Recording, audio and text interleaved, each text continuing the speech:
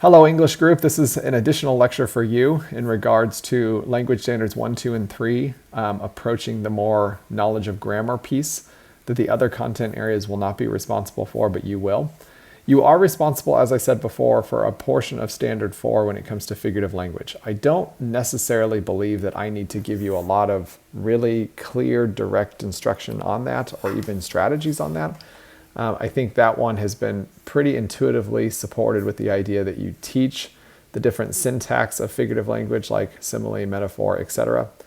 And then you practice with students by giving them examples in context, right? Try not to remove them from context, where authors are using, figurative language, where students can identify the syntax. Is this a simile? Is this a metaphor? Is this personification?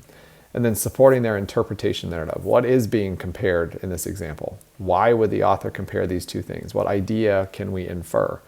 And so teaching inference making, teaching, again, the syntax of figurative language, right now I'm going to tell you are the best strategies to help students learn how to interpret figurative language.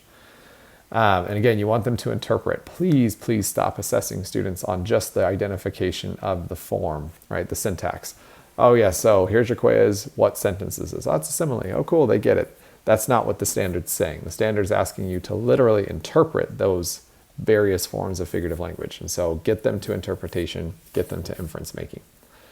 Now, in terms of standards 1, 2, 3, let's talk about grammar instruction. Traditionally, what I see in English classrooms is, teachers will put up, for example, as a warm-up, here are 3 or 4 sentences that have been incorrectly written. Go ahead and correct them. Well, the problem with that is that students don't always have the grammar knowledge to make, the appropriate corrections. On the other reason, or the other faulty, thing that we've researched with that strategy is that then students have a really difficult time transferring that to their own language, and they still make grammatical mistakes in their own language. And so what I love from this particular practitioner, Kelly Gallagher, is he's found a more effective way of teaching grammar, and I am going to recommend the strategy to you. And so what this is, and again, I'm going to give you this link so that you can go through it yourself, but I'm going to go through it right now, is you start on Monday, instead of giving students incorrect sentences for the particular, grammatical rule that you're teaching or the knowledge of grammar you want them to understand, instead of saying, okay, let's, for example, in this case, let's learn about appositives and how to correctly use commas in an appositive, instead of giving them the incorrect version, you're going to give them the correct version. And so you start class with 3 sentences that are written correctly that accentuate the grammatical principle you're trying to teach, which in this case is how to use commas in a positive phrase.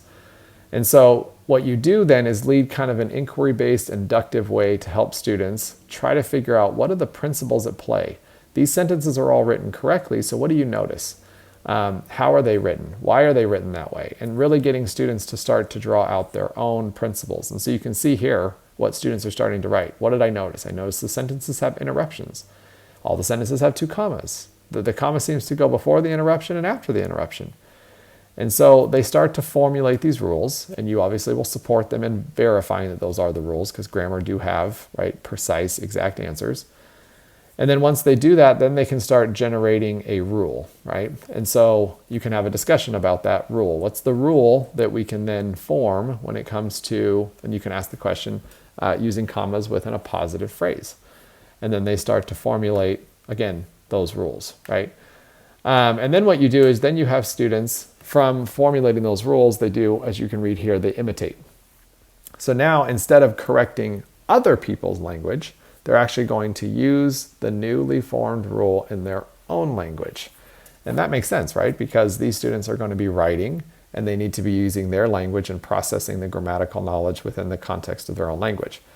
And so you give them opportunities once they have, again, formed their rules to start doing that, right? And so this one is more of a capitalization example, but if we went back to the appositive one, they might actually write down, John, appositive, use the comma, whatever the case may be.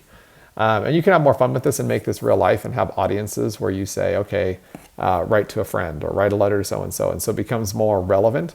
And then even prompts with, write about something that happened to them right then. So they're starting to use, again, the grammatical principle in language that they're familiar with and that's relevant to them. Lastly, throughout the week, you will give them, again, additional exercises to continue to do this, right? And again, you're not giving them exercises to edit other people's languages, you're giving them exercises to incorporate and write. So you might have them do a writing prompt, you might have them do a lot of different things, right? But it's more of the incorporating this skill into their own language. And then at the end of the week, that's the quiz, right? So they write a passage, interweaving that skill into the passage. And so you can probably even tackle a few skills a week, and that's fine. But I'm going to tell you right now that I've used this skill multiple times, or this method multiple times in my grammatical instruction versus in the beginning of my career when I didn't.